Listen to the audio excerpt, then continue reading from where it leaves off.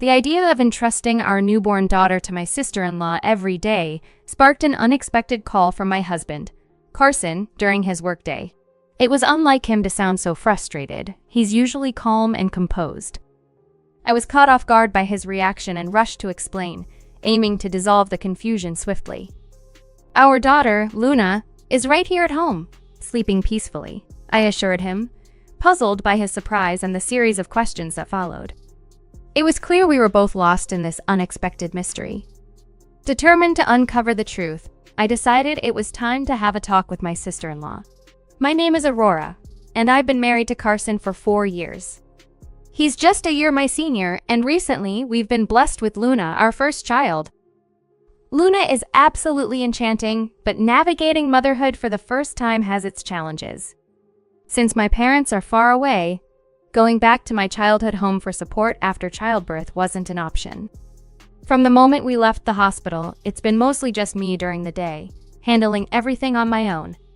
Carson has been an incredible support. His attention and care for Luna, even after long days at work, have been my saving grace.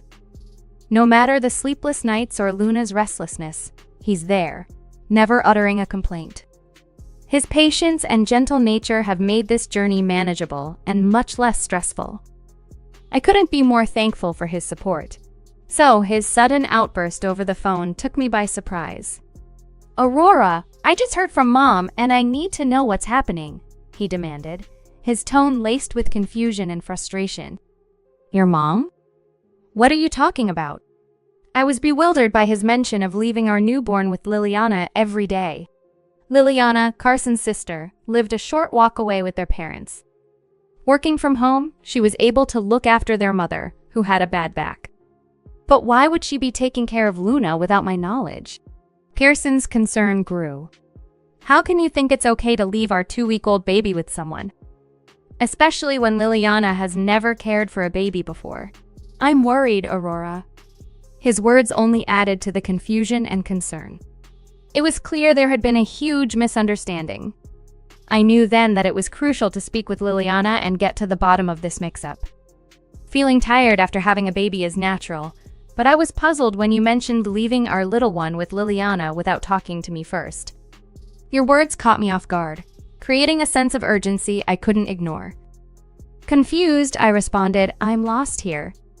Why is Liliana taking care of a newborn, and why did your mom feel the need to call you? Why should I have to check in with you on this?" Your concerns baffled me. "You mean you've been leaving our daughter with Liliana for nearly 2 weeks?" you asked. It turned out Liliana had kept quiet, not wanting to strain her bond with us, but your mom couldn't watch silently and reached out to you. I was taken aback by your story, especially since our daughter was safely at home with me. I had many questions but knew it was crucial to address the confusion right away. "Our daughter's asleep in her crib, right here with me," I clarified. Your surprised reaction only deepened our mutual bewilderment. "I'm just as confused as you are. We've barely left home except for doctor's visits. I haven't visited your family's place or seen Liliana since she dropped by after the baby was born." "Then whose child is Liliana caring for?" you wondered aloud. The mystery deepened as we pondered why Liliana would claim to be looking after our daughter. Each question led to another, leaving us scratching our heads. As our lunch break ended, indicated by the phone's chime, I made up my mind to get to the bottom of this. I'll talk to Liliana and see why she'd say this. If she's mixed up and thinks she's taking care of our Luna, we need to sort it out, I decided. "Planning to call your mom as well?" You hesitated, then apologized for the misunderstanding, admitting your concern for Luna. "It's fine. You were worried about Luna, which is understandable. And when I told you she's safe with me, you trusted me," I reassured you. After hanging up, I promptly called Liliana. "Hey Liliana, it's been some time. Can we talk? There's something important I need to ask you." "Aurora, I've got something to say as well. You see, Liliana and I are pretty much the same age. Since the days I started dating Carson, Liliana and I hit it off immediately. We'd often hang out together, which is why it struck me as odd that she hadn't said a word about this entire mix-up. It puzzled me why she'd make up such a story. Just when I was about to delve deeper, I had a chat with Carson. "Liliana, why on earth did you think you were looking after Luna?" "I've never left her with anyone," I questioned, confused. Liliana sounded just as surprised, and right then, I could hear the sound of a baby crying over the phone. It was clear Liliana was indeed taking care of a baby. From her sincere tone, I sensed Liliana wasn't deceiving me. She genuinely believed she was helping with Luna. "To clear the air," I explained. "Luna's here with me, sleeping peacefully. I'm as puzzled as you are about this whole baby situation. How did you end up with a baby, and why did you think it was Luna?" Liliana's next words were even more baffling. "Last week, your dad came by and left a baby with me, claiming you were overwhelmed and needed support with Luna," she revealed, referencing my father-in-law. I was floored by this revelation and couldn't hide my shock. "What?" I exclaimed. Liliana then shared her fears. "I was terrified. I've never looked after a baby before. I thought about calling you, but your dad warned me it would only upset you and accused me of not caring about my sister-in-law's well-being. I've been trying to juggle this with my job too." It dawned on me that the entire scenario stemmed from a lie concocted by my father-in-law, yet it was still a mystery who the baby in Liliana's care was. I considered clarifying this mess with him directly, so I asked Liliana if he was around. "He's not here right now. He usually returns late, picks up the baby claiming he's taking her back to you, and leaves again, only to return after 30 to 40 minutes, she explained. Angered by my father-in-law's deceit involving me and my daughter, I knew it was time for a direct confrontation. "Understood. I'll need to discuss this with Carson, and we might just pay a visit tonight," I concluded, preparing to unravel this mystery once and for all. After ending the call, I promptly emailed my husband, sharing the bewildering tale unfolded by his sister. "I believe we should talk to Dad directly about this," he suggested in response. So, when Carson arrived home, we made our way to my in-laws with Carson relaying his own conversation with his mom along the journey. His mom was equally shocked, having been under the impression that the baby at their house was her granddaughter, a revelation that took us all by surprise. Carson lamented that Luna's first introduction to the family was marred by such chaos. His mom, hindered by a bad back, hadn't yet met Luna, and we had hoped for a more joyful introduction once she was ready for visits.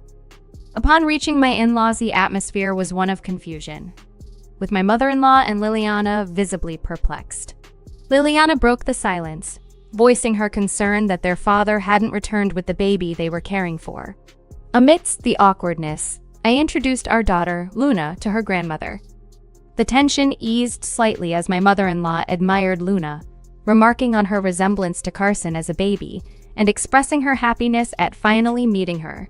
She empathized with our frustration over the mix-up, apologizing for the mess.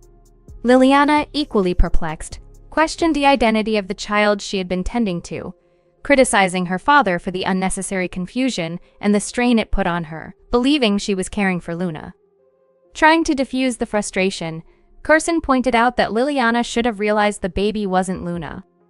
Liliana defended herself, suggesting that all babies look alike to her and that she had doubted the baby's identity, but thought perhaps babies' appearances changed quickly over time.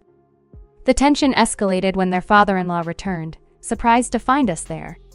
His panicked reaction betrayed the fact that he was the architect of this entire farce. The room filled with a silent agreement among us, our stern gazes turning towards him, demanding an explanation.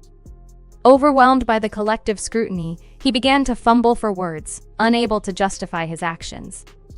"Oh, Aurora, it's been ages! What brings you here today? Did you forget something at our place?" Liliana, appearing somewhat confused by her father's facade, was criticized by him for not checking for any forgotten items. I was seething with anger at our father-in-law for concocting lies using my and my daughter's names and then attempting to pass the blame onto Liliana.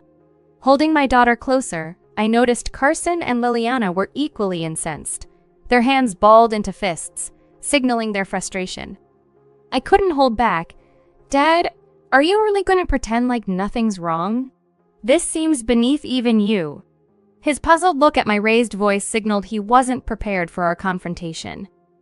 Carson and Liliana wasted no time in pressing him for answers. Dad, why did you lie about Aurora leaving Luna here? Why involve us in this charade with a baby that isn't even related to us? Liliana added. You had me taking care of a child I didn't even know, under the impression it was my niece. I can't believe you'd do this. It's affected my work greatly.